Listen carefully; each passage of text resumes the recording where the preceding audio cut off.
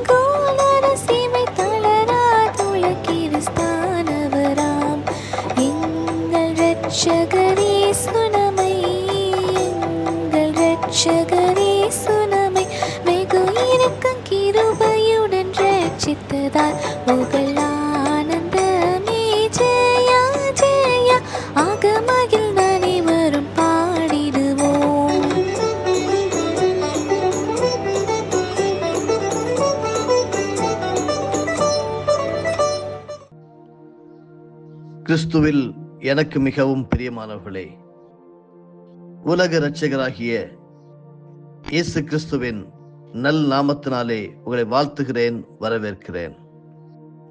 நீங்கள் கர்த்தரால் ஆசீர்வதிக்கப்பட்டவர்கள். ஜெபிப்போமா. பரலோகத்தின் நல்ல தேவனே, ஆச்சரியமான ஒளியினிடத்திற்கு எங்களை வரவழைத்தவரே, கிறிஸ்து இயேசுவின் நாமத்தினாலே உம்முடைய திருமுகத்தை தரிசிக்க வந்து நிற்கிறோம். எங்களை இந்த வேளையிலே ஏற்றுக்கொள்கிற தயவிற்காக ஸ்தோத்திரம். உம்மை தேடுகிறவர்களை அறிந்திருக்கிறீர். நீர் ஒரு நாளும் யாரையும் வெட்கப்படுத்துகிற தேவன் அல்ல. ஒவ்வொருவரையும் அழகாக ஆளுகை செய்து எங்களுக்குரிய பங்கை எங்களுக்கு தந்து சுக ஜீவிகளாக வாழ செய்கிற நல் தேவனுக்கு நாங்கள் துதிகளையும் ஸ்தோத்திரங்களையும் ஏறெடுக்கிறோம். இந்த நற்செய்தியை நாங்கள் இன்று பிரசங்கிக்க இருக்கிறோம், கேட்க இருக்கிறோம். நீர் எங்களோடு உறவாடுகிறபடியால் நன்றி. எங்களுக்கு இந்த ஆழமான சத்தியத்தை எளிதாக பரிசுத்த ஆவியானவர் போதித்து தரும்படியாக ஜெபிக்கிறோம். என்னையும் எங்களையும் தாழ்த்துகிறோம். நீர் மாத்திரமே மகிமைப்படும். இயேசு கிறிஸ்துவின் மூலமே வெற்றியை சம்பாதித்துக் கொள்கிறோம் எங்கள் ஜீவனுள்ள நல்ல பிதாவே, ஆமென். காட்வின் ஜான் மினிஸ்ட்ரீஸ் வழங்கும் தினம் ஒரு சத்திய வார்த்தை. ஒவ்வொரு நாள் காலையிலும் தமிழ் தொலைக்காட்சியிலே காலை 5:45 முதல் 6 மணி வரை மகிமை டிவியிலும், காலை 7 மணி முதல் 7:15 வரை ஜீசஸ் டிவியிலும் இந்த நிகழ்ச்சி ஒளிபரப்பு ஆகிக் கொண்டிருக்கின்றன. தமிழ்நாட்டில் எல்லா பாகங்களிலிருந்தும் கேபிள் டிவி வழியாக நீங்கள் அதை பார்த்து தேவனை மகிமைப்படுத்தலாம். அதே போல வாட்ஸ்அப்பிலும் தனிநபர்களுக்கும் பல குழுக்களுக்கும் இது பகிர்ந்தளிக்கப்படுகிறது. இந்த நாள் தியானத்தின் தலைப்பாக கிறிஸ்துவின் உயிர்த்தெழுதலும் வருகையும். அன்பானவர்களே, இது நமக்கு ஒரு நற்செய்தி. இயேசு கிறிஸ்து உயிர்த்தெழுந்தார். அதே போல அவர் நம்மை மீண்டும் அவரோடு எடுத்து செல்ல வரவிருக்கிறார் என்கிறது மிகப்பெரிய நற்செய்தி. கிறிஸ்து பிறப்பு நம்ம எல்லாருக்கும் எப்படி நற்செய்தியாக இருக்கிறதோ அதே போல கிறிஸ்துவின் உயிர்த்தெழுதலும் இயேசு கிறிஸ்துவின் வருகையும் நம்மை சந்தோஷப்படுத்துகிறது, நற்செய்தியாக அமைகிறது. அதைதான் அப்போஸ்தலனாகிய பவுல் அப்போஸ்தலர் நடபடிகள் 13வது அதிகாரம் வசனங்கள் 32, 33 தேவன் நம்முடைய பிதாக்களுக்கு அருளி செய்த வாக்குத்தத்தத்தை உங்களுக்கு சுவிசேஷமாய் அறிவிக்கிறோம் என்று எழுதுகிறார். அது என்ன என்பதை இன்று சற்று ஆழமாக கற்றுக்கொள்வோம். அப்போஸ்தலர் 13 வசனங்கள் 32 முதல் 39 வரையிலும் முதலாவதாக படிக்க கேளுங்கள். நீர் என்னுடைய குமாரன், இன்று நான் உம்மை ஜெனிப்பித்தேன் என்று 2ஆம் சங்கீதத்தில் எழுதியிருக்கிறபடியே, இயேசுவை எழுப்பினதினாலே தேவன் நம்முடைய பிதாக்களுக்கு அருளி செய்த வாக்குத்தத்தத்தை அவர்களுடைய பிள்ளைகளாகிய நமக்கு நிறைவேற்றினார் என்று நாங்களும் உங்களுக்கு சுவிசேஷமாய் அறிவிக்கிறோம். இனி அவர் அழிவுக்கு உட்படாதபடிக்கு அவரை மரித்தோரிருந்து எழுப்பினார் என்பதை குறித்து தாவீதுக்கு அருளின நிச்சயமான கிருபைகளை உங்களுக்கு கட்டளையிடுவேன் என்று திருவுளம் பற்றினார். அன்றியும் உங்களுடைய பரிசுத்தர் அழிவை காண ஒட்டீர் என்று வேறொரு சங்கீதத்தில் சொல்லியிருக்கிறது. தாவீது தன் காலத்திலே தேவனுடைய சித்தத்தின்படி அவருக்கு ஊழியம் செய்த பின்பு நித்திரை அடைந்து தன் பிதாக்களிடத்திலே சேர்க்கப்பட்டு அழிவை கண்டான். தேவனால் எழுப்பப்பட்டவரோ அழிவை காணவில்லை. ஆதலால் சகோதரரே, இவர் மூலமாய் உங்களுக்கு பாவ மன்னிப்பு உண்டாகும் என்று அறிவிக்கப்படுகிறது என்றும், மோசேயின் நியாயப்பிரமாணத்தினாலே நீங்கள் எவைகளிலிருந்து விடுதலையாகி நீதிமான்கள் ஆக்கப்படக்கூடாது இருக்கிறதோ விசுவாசிக்கிறவன் எவனும் அவைகளிலிருந்து இவராலே விடுதலையாகி நீதிமான் ஆக்கப்படுகிறான் என்றும் உங்களுக்கு தெரிந்திருக்க கடவது. இயேசு கிறிஸ்துனுடைய முக்கியத்துவத்தை எல்லாரை காட்டிலும் இயேசு கிறிஸ்து எவ்வளவு முக்கியமானவர் என்பதை நீங்களும் நானும் ஆழமாக புரிந்து கொள்ள வேண்டும், ஜாக்கிரதை உள்ளவர்களாகவும் இருக்க வேண்டும் என்று அப்போஸ்தலனாகிய பவுல் தாவீது எழுதின சங்கீதத்தின் வழியாக தாவீதுடைய வாழ்க்கையை பற்றியும் நமக்கு கற்றுத் தருகிறார். நற்செய்தி என்று நாம் சொன்னது கிறிஸ்துவின் உயிர்த்தெழுதலை. இப்படிதான் 1941ஆம் ஆண்டில் ஐரோப்பிய கண்டம் முழுவதும் ஹிட்லரின் ஆளுகை விரிவடைந்து கொண்டிருந்த தருணம், அமெரிக்க எழுத்தாசிரியர் நாவலாசிரியர் ஜான் ஸ்பெயின்பெக் அந்த யுத்தத்திற்கு உதவுமாறு கேட்டுக்கொள்ளப்பட்டார். யுத்த களத்தில் முன்பாக நின்று யுத்தம் செய்வதற்காக அல்ல, மாறாக ஒரு நாவல் ஒன்றை எழுதும்படிக்கு அழைப்பு விடுக்கப்பட்டது. அதன் விளைவாக சந்திரன் கீழே உள்ளது என்ற தலைப்பில் அமைதியாய் இளைப்பாறிய தேசம் சத்துருக்களினால் கைப்பற்றப்பட்டதை விவரிக்கும் நாவல் எழுதப்பட்டது. அந்த நாவல் ரகசியமாய் அச்சிடப்பட்டு கைப்பற்றப்பட்ட தேசங்களுக்கு விநியோகிக்கப்பட்டது. அதன் செய்தி என்னவென்றால், உங்களின் கூட்டாளிகள் வந்து கொண்டிருக்கிறார்கள். நாவலில் இடம்பெற்றுள்ள கதாபாத்திரங்களின் செய்கைகளை பின்பற்றினால் நாம் சுதந்திரத்தை பெற்றுக்கொள்ள முடியும் என்பதே. சந்திரன் கீழே உள்ளது என்ற நாவலின் மூலமாக ஜெர்மானிய ஆதிக்கத்திற்கு உட்பட்டிருந்த நாடுகளுக்கு அவர்களின் விடுதலை சமீபமாயிருக்கிறது என்னும் செய்தி தொடர்பு கொள்ளப்பட்டது. அந்த நாவலில் இடம்பெற்ற கதாபாத்திரங்களைப் போன்று 1ஆம் நூற்றாண்டில் யூதர்களும் ரோமா ஆதிக்கத்திற்கு உட்பட்டிருந்தனர். ஆனால் நூற்றாண்டுகளுக்கு முன்பதாகவே தேவன் அவர்களுக்கு உதவி செய்ய மீட்பரை அனுப்புவதாகவும் அவர் உலகத்திற்கு சமாதானத்தை கொண்டு வருவார் என்றும் வாக்கு பண்ணப்பட்டிருந்தது. ஏசாயா தீர்க்கதரிசியின் புஸ்தகம் 11வது அதிகாரத்திலே இதை நாம் முழுமையாக கற்றுக்கொள்ளலாம். அந்த மீட்பர் வந்தவுடன் மகிழ்ச்சியும் சேர்ந்தே வந்தது. நாங்களும் உங்களுக்கு நற்செய்தியை அறிவிக்கிறோம் என்று பவுல் சொல்லுகிறார். அப்போஸ்தலர் நடபடிகள் இப்பொழுது படிக்க கேட்ட 13வது அதிகாரம் வசனங்கள் 32, 33 இயேசுவை எழுப்பினதினாலே தேவன் நம்முடைய பிதாக்களுக்கு அருளி செய்த வாக்குத்தத்தத்தை அவர்களுடைய பிள்ளைகளாகிய நமக்கு நிறைவேற்றினார் என்று அழகாக தரப்பட்டுள்ளது. இப்படி என்றால் இயேசுவை தேவன் எழுப்பினார் என்று முதலாவது நாம் விசுவாசிக்க வேண்டும். தாம் சொன்னபடியே உயிர்த்தெழுந்தார் என்று இயேசுவால் தனியாக எழுந்திருக்க முடியாது.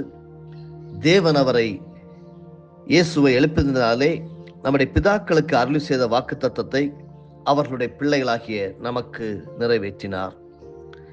இயேசுவின் உயிர்த்தெழுதல் மூலமாயும் அவருடைய மன்னிப்பின் மூலமாயும் உலகத்தை மறுசீரமைக்கும் பணி துவங்கியது. அதைதான் இந்த அதிகாரத்திலே அப்போஸ்தலர் 13 வசனங்கள் 38, 39 படிக்கிறோம். அதே போல ரோமருக்கு எழுதின நிருபம் 8வது அதிகாரம் வசனங்கள் 20, 21 சிருஷ்டியானது அழிவுக்குரிய அடிமைத்தனத்திலிருந்து விடுதலையாக்கப்பட்டு தேவனுடைய பிள்ளைகளுக்குரிய மகிமையான சுயாதீனத்தை பெற்றுக்கொள்ளும் என்கிற நம்பிக்கையோடு அந்த சிருஷ்டியானது சுய இஷ்டத்தினாலே அல்ல, கீழ்ப்படுத்தினவராலேயே மாயைக்கு கீழ்ப்பட்டிருக்கிறது என்கிறதையும் நாம் இந்த மறுசீரமைக்கும் பணி துவங்கியதை நாம் கற்றுக்கொள்ள முடிகிறது. இது ஒரு நற்செய்தி தானே அன்பானவர்களே? அன்றிலிருந்து இந்த மீட்பின் செய்தி உலகம் எங்கும் பரவி சென்ற இடமெல்லாம் இளைப்பாறுதலையும் விடுதலையும் ஏற்படுத்தியது. இயேசு மரணத்திலிருந்து உயிர்த்தெழுந்தார். பாவத்திலிருந்தும் தீமையிலும் இருந்ததுமான நம்முடைய மீட்பு பணி துவங்கியது. அவரில் நாம் சுதந்திரவாளி ஆக்கப்பட்டோம். எவ்வளவு மிகப்பெரிய நற்செய்தி அல்லவா? மற்ற ராஜாக்களோடு ஒப்பிடுகையில் இயேசு ராஜா உலகத்திற்கு எவ்வாறு சமாதானத்தை கொண்டு வந்தார், அதை நீங்களும் நானும் ஆழமாக புரிந்து கொள்ள வேண்டும். அடுத்ததாக நாம் பார்ப்போம் என்றால், இயேசு கிறிஸ்துவின் உயிர்த்தெழுதல் எப்படி நமக்கு நற்செய்தியாக இருக்கிறதோ அதே போல நம்முடைய நிஜமான அங்கீகாரம் என்பது ஒரு கிறிஸ்தவன் அல்லது கிறிஸ்துவை பின்பற்றுகிற ஒரு சகோதரி என்று எடுத்தோமானால் அது எப்பொழுது கிடைக்கப்படுகிறது என்றால், இயேசு கிறிஸ்துவின் வருகையிலே. 1 யோவான் 3வது அதிகாரம் வசனம் 2 சொல்லுகிறது, அவர் அதாவது கிறிஸ்து வெளிப்படும் போது அவர் இருக்கிற வண்ணமாகவே அவருக்கு ஒப்பா இருப்போம் என்று நாம் அறிந்திருக்கிறோம். 1 யோவான் 3 வசனங்கள் 1, 2, 3 படிக்கிறேன். நாம் தேவனுடைய பிள்ளைகள் என்று அழைக்கப்படுவதனாலே பிதாவானவர் நமக்கு பாராட்டின அன்பு எவ்வளவு பெரிதென்று பாருங்கள். உலகம் அவரை அறியாதபடியினாலே நம்மையும் அறியவில்லை. பிரியமானவர்களே, இப்பொழுது தேவனுடைய பிள்ளைகளாய் இருக்கிறோம். இனி எவ்விதமாய் இருப்போம் என்று இன்னும் வெளிப்படவில்லை. ஆகிலும் அவர் வெளிப்படும் போது அவர் இருக்கிற வண்ணமாகவே நாம் அவரை தரிசிப்பதனால் அவருக்கு ஒப்பாய் இருப்போம் என்று அறிந்திருக்கிறோம்.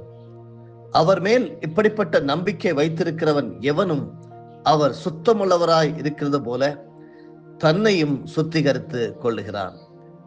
இதை தொடர்ச்சியை அறிய வேண்டும் என்றால் 1 தெசலோனிக்கேயர் 4வது அதிகாரம் வசனங்கள் 13 முதல் 19 வரையிலும் படித்துக் கொள்ளுங்கள்.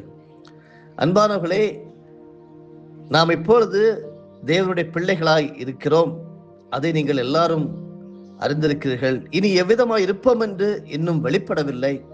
ஆனாலும் இயேசு கிறிஸ்து வெளிப்படும் போது இயேசு கிறிஸ்து இருக்கிற வண்ணமாகவே நீங்களும் நானும் அவரை தரிசிப்பதனால் அவருக்கு ஒப்பாய் இருப்போம் என்று அறிந்திருக்கிறோம். எவ்வளவு மகிழ்ச்சியான நற்செய்தி! இயேசு கிறிஸ்துவின் பிறப்பு எப்படி நற்செய்தியாக இருந்ததோ, இயேசு கிறிஸ்துவின் உயிர்ப்பு எப்படி நற்செய்தியாக இருந்ததோ, அதே போல இயேசு கிறிஸ்துவின் வருகை கூட உங்களுக்கும் எனக்கும் மிகப்பெரிய நற்செய்தி. அன்பானவர்களே, மனிதனின் தோற்ற முரண்பாடு தத்துவ மேதைகளையும் குழப்பத்தில் ஆழ்த்துகிறது. ஏனென்றால் ஒவ்வொரு பருவத்திலும் நம்முடைய உருவ அமைப்பு என்பது மாற்றமடைந்து கொண்டே இருப்பதால் எது நம்முடைய நிஜமான உருவம் என்கிற கேள்வி எல்லாரையும் திக்குமுக்க ஆட செய்கிறது. சிறு வயதில் ஒரு வித்தியாசமான உருவம், வாலிப பிராயத்திலே ஒரு வித்தியாசமான உருவம், வயோதிப காலத்திலே நாம் எப்படி இருப்போம் என்று சொல்ல முடியாது. அதனால்தான் அப்போஸ்தலனாகிய பேதுரு யோவான் எழுதுகிறார், நாம் அவரை தரிசிப்பதனால் அவர் வரும்போது அவருக்கு ஒப்பாய் இருப்போம் என்று அறிந்திருக்கிறோம். அவரை போலவே இருப்போம். அருமையானவர்களே, சங்கீதம் 139 வசனங்கள் 13, 14 எல்லாரும் அடிக்கடி படித்த ஒரு வசனம். நான் பிரமிக்கத்தக்க அதிசயமாய் உண்டாக்கப்பட்டபடியால் உம்மை துதிப்பேன். உமது கிரியைகள் அதிசயமானவைகள், அது என் ஆத்துமாவுக்கு நன்றாய் தெரியும். நீரன் உள்ளின் திரியங்களை கை கொண்டிருக்கிறேன், என் தாயின் கற்பத்தில் என்னை காப்பாற்றினேன். அன்பானவர்களே, படிப்படியாய் வளர்ந்து ஒரு நேர்த்தியான உருவத்தை நாம் அடைகிறோம். நம்முடைய வாழ்க்கையின் இறுதியில் நாம் எந்த உருவத்தில் இருக்க போகிறோம் என்பது நமக்கு தெரியாது. ஆனால் நாம் தேவனுடைய பிள்ளைகளாயிருந்தால் இயேசுவை போல மாறுவோம் என்பதை மட்டும் நன்கு அறிந்திருக்கிறோம். 1 யோவான் 3:2 படித்தோம். நம்முடைய சரீரம் அவருடைய தன்மைகளையும், நம்முடைய ஆள் தத்துவம் அவருடைய சுவாபத்தையும், பாவங்கள் தொலைந்து வரங்கள் பிரதிபலிக்கின்ற வாழ்க்கையையும் பெற்றுக்கொள்வோம். இயேசுவின் வருகை வரும் வரை இந்த எதிர்கால உருவ மாற்றத்திற்கு நேராய் நாம் இழுக்கப்படுகிறோம். தேவன் நம்மில் கிரியை செய்யும் போது படிப்படியாய் அவருடைய சாயலை நாம் தெளிவாய் பிரதிபலிக்க முடியும். நாம் தெரிந்து கொள்ளப்பட்ட நோக்கத்தை இன்னும் அடையவில்லை. ஆனால் கிறிஸ்துவை போல் மாறும்போது நம்முடைய நிஜமான அங்கீகாரத்தை நாம் பெறுகிறோம். பாடல்களும் திரைப்படங்களும் உங்களுடைய நிஜமான அங்கீகாரத்தை பெற ஊக்கப்படுத்தும் போது அதில் குறை என்று நீங்கள் எதை நினைக்கிறீர்கள்? கிறிஸ்துவை போல் மாறுவதற்கு இன்று நீங்கள் என்ன செய்ய போகிறீர்கள்? சிந்தியுங்கள், செயல்படுங்கள். இயேசு கிறிஸ்துவின் உயிர்ப்பு நம்ம எல்லாருக்கும் ஒரு நற்செய்தி. அதே போல இயேசு கிறிஸ்துவின் வருகை நமக்கு மிகப்பெரிய நற்செய்தி. ஏனென்றால் அவர் வரும்போது நாம் அவரை போல அவருடைய ரூபத்திலேயே அவரை தரிசிக்க நாம் தயாராக இருப்போம். இன்று அவருடைய பிள்ளைகளாக இருக்கிறோம். தொடர்ந்து ஆண்டவர் உங்களை காத்துக்கொண்டு வழி நடத்துவாராக. ஆமேன். அன்புள்ள பரமபிதாவே, இயேசுவே என்னுடைய மீட்பரே, உம்முடைய நீதியான ஆளுகைக்கு என்னை ஒப்புக் கொடுக்கிறேன். இயேசுவே, இன்றும் என்றும் உம்மை போல என்னை மாற்றும்படியாக ஜெபிக்கிறேன். என்னுடைய நிஜமான அங்கீகாரம் உம்மால் மாத்திரமே உடைய வருகையில வருகிறது. அதற்காக நன்றி செலுத்துகிறேன்.